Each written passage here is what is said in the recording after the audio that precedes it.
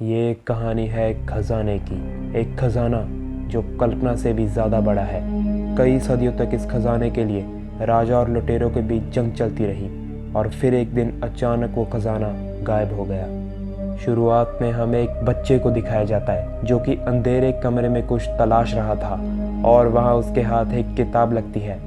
तभी पीछे से उसके दादाजी आ जाते हैं। वो उस बच्चे को कहते हैं कि बेन, तुम्हें यहाँ नहीं होना चाहिए। तो बेन कहता है कि मैं इसे एक बार देखना चाहता था। तो बेन के दादाजी कहते हैं कि अब समय आ गया है कि तुम्हें वो राज पता होना चाहिए। तो बेन पूछता है कि कौन सा राज। वो बताते हैं कि ये बात है 1832 की। चार्ल्स कैरल, जो कि अमेरिका की आज़ादी के घोषणा पत्र पर साइन करने वाले आखिरी आदमी थे, उनके पास एक राज था, पर उनको पता था कि वो ज़्यादा दिन जिंदा नहीं रहेंगे। एक रात जब उनकी तबीयत बिगड़ी तो वो अपने स्टेबल बॉय के साथ व्हाइट हाउस में प्रेसिडेंट एंड्रयू जैक्सन से मिलने गए, पर प्रेसिडेंट उन्हें वहाँ नहीं मिले। तो चार्ल्स कैरल ने अपनी आखिरी सांसों में वो राज अपने स्टेबल बॉय को बताया, जिसका नाम था थॉमस गेट्स, जो कि बेन के दादा थे। और वो राज था एक खजाना जो कल्पना से भी ज़्यादा बड़ा है। अमेरिकी क्रांति के दौरान वो खजाना छुपा दिया गया और उस तक पहुंचने के लिए कुछ संकेत और कुछ नक्शे बनाए गए। उन्हीं में से एक संकेत चार्ल्स कैरल ने थॉमस गेट्स को दिया, जिस पर लिखा था कि रात शॉर्लेट के साथ दफन है। तो बेन पूछता है कि शॉर्लेट कौन है। तो उसके दादाजी कहते हैं कि ये तो चार्ल्स कैरल को भी नहीं पता था। तभी वहाँ बेन के डैड आ जाते हैं। वो बेन को कहते हैं कि कोई खजाना नहीं है, ये सिर्फ एक मनगढ़ंत कहानी है, क्योंकि उन्होंने भी अपनी ज़िंदगी के 20 साल खजाने को खोजने में लगाए, पर उनके हाथ कुछ भी नहीं आया। लेकिन बेन को अपने दादाजी की बातों पर पूरा यकीन है। बेन अपने दादाजी को कहता है कि मैं वो खजाना ढूंढ कर रहूँगा। इसके बाद कई साल बीत जाते हैं, लेकिन बेन आज भी खजाने की तलाश कर रहा है। उसने शॉर्लेट का पता लगा लिया है। शॉर्लेट एक शिप का नाम था जो कि एरेटिक सर्कल में जम गई थी। बेन उसे तलाशने अपने दोस्तों के साथ एरेटिक सर्कल में आया हुआ था। वहाँ उन्हें शॉर्लेट शिप मिल जाती है, जो कि कई सालों से बर्फ के नीचे दफन थी। तो वो सब उस शिप के अंदर जाते हैं। वहाँ सब कुछ बर्फ में जमा हुआ था। बेन और उसके दोस्तों को लगा था कि उन्हें यहाँ खजाना मिल जाएगा, लेकिन यहाँ सिर्फ बैरल्स थे, बारूद से भरे बैरल्स। उन्हीं में से एक बैरल में बेन को एक सुराग मिलता है, जो कि एक पाइप थी। उस पाइप पर एक पहेली लिखी हुई थी। बहुत सोचने के बाद बेन को पता चलता है कि इस पहेली का इशारा अमेरिका की आज़ादी के घोषणा पत्र की ओर है। आज़ादी के घोषणा पत्र के पीछे एक नक्शा है जो कि अदृश्य स्याही से बना है।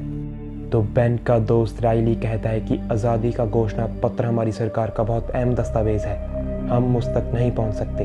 तो वहाँ उनका एक और दोस्त जिसका नाम अयान है, वो कहता है कि क्यों ना हम उसे चुरा लें। पर बेन कहता है कि वो पत्र हमारी आज़ादी का प्रतीक है, हम उसे नहीं चुराएंगे। पर अयान उसकी बात नहीं मानता। इसी बात को लेकर उनमें झगड़ा हो जाता है। अयान बेन पर अपनी गन तान देता है और कहता है कि या तो तुम मेरी बात मानो या फिर यहीं शॉर्लेट के साथ दफन हो जाओ। तभी बेन एक फ्लेयर जलाता है और उसे बारूद पर फेंक देता है, जिससे वहाँ आग लगनी शुरू हो जाती है। पर अयान और उसके साथी बेन और राइली को उसी शिप के अंदर बंद कर बाहर निकल जाते हैं। तो बेन और राइली शिप के एक सुरक्षित हिस्से में छिप जाते हैं। इसके बाद वहाँ एक बड़ा धमाका होता है, जिसमें शॉर्लेट शिप नेस्तो नाबूद हो जाती है, पर बेन और राइली बच जाते हैं। अपने शहर वापस आकर बेन और राइली सीधा FBI के पास जाते हैं। वो FBI को बताते हैं कि कोई आज़ादी का घोषणा पत्र चुराने की कोशिश करेगा, पर कोई उनकी बातों पर ज़्यादा ध्यान नहीं देता, क्योंकि आए दिन FBI को ऐसी बातें सुनने को मिलती रहती हैं जो कि ज़्यादातर झूठी होती हैं। तो बेन और राइली उस म्यूज़ियम में जाते हैं जहां अमेरिका के सारे दस्तावेज सुरक्षित रखे हुए हैं और आज़ादी का घोषणा पत्र भी वहीं है। उस म्यूज़ियम की मैनेजर है डॉक्टर चेज। तो बेन उसको भी चेतावनी देता है कि यहाँ कोई आज़ादी का घोषणा पत्र चुराने आएगा, पर वो भी उसकी बात पर ध्यान नहीं देती। इसी कारण बेन अपना इरादा बदल लेता है। वो राइली को कहता है कि इससे पहले अयान आज़ादी का घोषणा पत्र चुराए, हम ही इसे चुरा लेते हैं। तो वो दोनों मिलकर घोषणा पत्र चुराने का प्लान बनाते हैं और दूसरी तरफ अयान भी उसे चुराने का प्लान बना रहा था। 2 दिनों बाद उस म्यूजियम में एक पार्टी होती है। बेन और राइली उसी दिन आज़ादी का घोषणा पत्र चुराने का प्लान करते हैं। राइली उस म्यूजियम के कैमरे को हैक कर लेता है और बेन गेस्ट बनकर अंदर उस पार्टी में जाता है। वहाँ उसे डॉक्टर चेज भी मिलती है। तो बेन डॉक्टर चेज से थोड़ी बातें करने के बाद अपने प्लान को अंजाम देना शुरू करता है। बेन किसी तरह आज़ादी के घोषणा पत्र के पास पहुँच जाता है और उसे उठाकर वहाँ से जाने लगता है। पर तभी पीछे से अयान और उसके साथी आ जाते हैं जो कि बेन पर गोलियां चलाते हैं। पर बेन घोषणा पत्र को उनके सामने कर देता है क्योंकि उसके फ्रेम में जो कांच था वो बुलेट प्रूफ था, जिसके कारण बेन उनकी गोलियों से बच जाता है और लिफ्ट में चला जाता है। लिफ्ट में बेन घोषणा पत्र को फ्रेम से बाहर निकाल लेता है और जल्दी जल्दी म्यूजियम से बाहर जाने लगता है। बेन को जल्दी जल्दी बाहर जाते देख चेज उसके पीछे जाती है। बाहर आकर चेज उसे कहती है कि तुम पार्टी से इतनी जल्दी क्यों आ गए। तभी अंदर सिक्योरिटी को पता चल जाता है कि घोषणा पत्र गायब है और अंदर अलार्म बजने लगता है, जिससे चेज समझ जाती है कि बेन ने कुछ तो किया है। वो बेन के हाथ में वही घोषणा पत्र देख लेती है तो चेज चिल्लाने लगती है, जिससे बेन घबरा जाता है और वो घोषणा पत्र चेज को दे देता है। पर तभी अयान और उसके साथी आकर चेज को उठा लेते हैं तो बेन और राइली अयान का पीछा करते हैं। वहाँ बेन बड़ी मुश्किल से चेज को बचाता है, लेकिन घोषणा पत्र अयान के पास रह जाता है। पर बाद में अयान को पता चलता है कि ये तो घोषणा पत्र की नकल है। इसका मतलब असली घोषणा पत्र अभी भी बेन के पास है। इधर बेन चेज को बताता है कि इसके पीछे एक नक्शा है, हम इस पर केमिकल टेस्ट करेंगे, इसके बाद तुम इसे ले जा सकती हो। दूसरी तरफ म्यूजियम में FBI को पता चल जाता है कि ये बेन का काम है, तो FBI उसे पकड़ने के लिए बेन के घर जाती है। पर बेन अपने घर जाने की बजाय चेस और राइली के साथ अपने डैड के घर जाता है। वहाँ बेन अपने डैड को बताता है कि मैंने शार्लेट को ढूंढ लिया था। वहाँ से हमें एक संकेत मिला जो कि एक नक्शे के बारे में था और वह नक्शा इस कागज के टुकड़े में है। बेन अपने डैड को नहीं बताता कि यह आज़ादी का घोषणा पत्र है। वहाँ वो तीनों घोषणा पत्र के ऊपर केमिकल टेस्ट करते हैं तो वहाँ उन्हें एक कोडिंग मिलती है जो कि साइलेंस टूगूड के ऐतिहासिक लेटर की थी, जो कि बेंजामिन फ्रैंकलिन ने लिखा था। कोडिंग उस लेटर के पेज, लाइन और अक्षर को बता रही थी। अब चेस को भी पूरा यकीन हो गया था कि खजाना सच में है। पर तभी बेन के पापा को पता चल जाता है कि यह आज़ादी का घोषणा पत्र है, तो बेन को मजबूरन उन्हें बांधना पड़ता है ताकि वो किसी और को ना बता सके। साइलेंस टूगूड का लेटर फिलाडेल्फिया के एक म्यूजियम में था, तो बेन, राइली और चेस वहां जाते हैं। तक अयान भी वहां पहुंच जाता है क्योंकि शार्लेट वाली पहेली में भी साइलेंस टूगूड का जिक्र था। वहां राइली एक बच्चे को कोडिंग देकर म्यूजियम के अंदर भेजता है, तो वो बच्चा कोडिंग के अनुसार लेटर्स लिख लेता है जिन्हें मिलाकर एक पहेली बनती है। तो राइली उस पहेली को लेकर बेन और चेस के पास जाता है। उस पहेली को सुलझाने के बाद उन तीनों को पता चलता है कि इंडिपेंडेंस हॉल के ऊपर लगे लिबर्टी बेल की परछाई में अगला सुराग छिपा है। दूसरी तरफ अयान ने उस बच्चे को कोडिंग लिखते देख लिया था।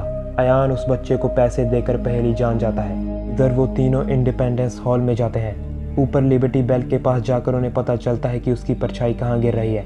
इतने में अयान और उसके साथी भी वहाँ पहुँच जाते हैं। दूसरी तरफ जहाँ बेल की परछाई गिर रही थी, वहाँ बेन को एक ईंट पर खजाने का निशान मिलता है। जब बेन उस ईंट को निकालता है तो उसके पीछे एक अजीब सा चश्मा मिलता है, तो बेन समझ जाता है कि इसी चश्मे से हम अदृश्य नक्शे को देख सकते हैं। जब बेन उस चश्मे को लगाकर घोषणा पत्र के पीछे देखता है तो वहाँ लिखा था हियर एट द वॉल। तभी बेन देखता है कि अयान और उसके साथी भी वही हैं और उन्होंने इन तीनों को चारों तरफ से घेर लिया है। तो बेन घोषणा पत्र चेस को दे देता है और वो तीनों अलग अलग रास्ते से बाहर निकलते हैं। तो अयान के आदमी उनके पीछे पड़ जाते हैं। आगे चलकर चेज एक साइकिल से टकरा जाती है और उसके हाथों से घोषणा पत्र गिर जाता है और उसे अयान उठा लेता है। दूसरी तरफ बेन को अयान के आदमी पकड़ लेते हैं, पर बेन उनको घोषणा पत्र का खाली बॉक्स देकर निकल जाता है। जब बेन अपनी गाड़ी के पास जाता है तो वहाँ उसे FBI वाले पकड़ लेते हैं और उसे अपने हेडक्वार्टर्स ले जाते हैं। वहाँ FBI एजेंट्स बेन से पूछते हैं कि आज़ादी का घोषणा पत्र कहाँ है, तो बेन उन्हें कहता है कि मुझे नहीं पता। तभी बेन के फ़ोन पर अयान का कॉल आता है। वो बेन को कहता है कि घोषणा पत्र मेरे पास है और अब मुझे वो चश्मा चाहिए, वरना मैं तुम्हारे दोस्तों को मार दूंगा। तो बेन वैसा ही करता है जैसा अयान ने कहा था। वो अयान की बताई हुई जगह पर जाता है, पर उसके चारों तरफ FBI एजेंट्स थे जो उस पर नज़र रख रहे थे क्योंकि उन्हें आज़ादी का घोषणा पत्र चाहिए था।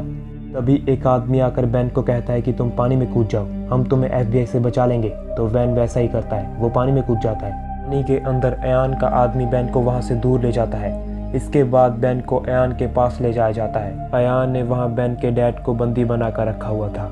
अयान बेन को कहता है कि मुझे वो बताओ जो नक्शे में लिखा हुआ था। बेन उसे हियर एट द वॉल के बारे में बताता है, जो कि एक चर्च का नाम था। इसके बाद अयान उन सबको उसी चर्च में ले जाता है। वहाँ बेन और अयान दोबारा नक्शे को देखते हैं। इस बार बेन चश्मे के दूसरे लेंस से उस नक्शे को देखता है, तो वहाँ कुछ और भी लिखा हुआ था। उसमें लिखा था कि एक रास्ता जो चर्च के नीचे है, जो खजाने तक जाता है, और उसका नाम है पार्किंगटन लेन। तो वो सब उस रास्ते को खोजने लगते हैं। तभी वहाँ राइली देखता है कि एक कब्र पर पार्किंगटन लेन लिखा हुआ है। इसका मतलब पार्किंगटन लेन किसी आदमी का नाम था। तो तो वो सब पार्किंगटन लेन के ताबूत को बाहर निकालते हैं। उस ताबूत के पीछे उन्हें एक खुफिया रास्ता मिलता है जो कि नीचे की तरफ जा रहा था। तो वो सब उसके अंदर जाते हैं। आगे जाकर उन्हें वहाँ बहुत सारी लकड़ी की सीढ़ियाँ मिलती हैं। थोड़ा नीचे जाने के बाद वो सीढ़ियाँ टूटना शुरू हो जाती हैं क्योंकि वो सीढ़ियाँ 200 साल पुरानी थी। तो वो सब बड़ी मुश्किल से एक दूसरे को बचाते हैं। बहुत नीचे जाने के बाद उन्हें एक कमरा मिलता है, पर वो कमरा तो खाली था। इसका मतलब कोई खजाना नहीं है, ये सिर्फ एक मनगढ़ंत कहानी है।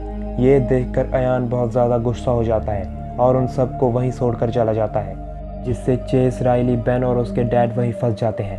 पर तभी बेन को दीवार में एक शेप दिखती है, ठीक वैसी शेप जो शॉर्लेट के पाइप की थी। तो बेन शॉर्लेट के पाइप के अगले हिस्से को निकाल कर उसमें फिट कर देता है, जिससे वहाँ एक और दरवाज़ा खुलता है। उस दरवाजे के अंदर जाने पर उन्हें मिलता है खजाना जो कि सचमुच कल्पना से भी ज़्यादा बड़ा था।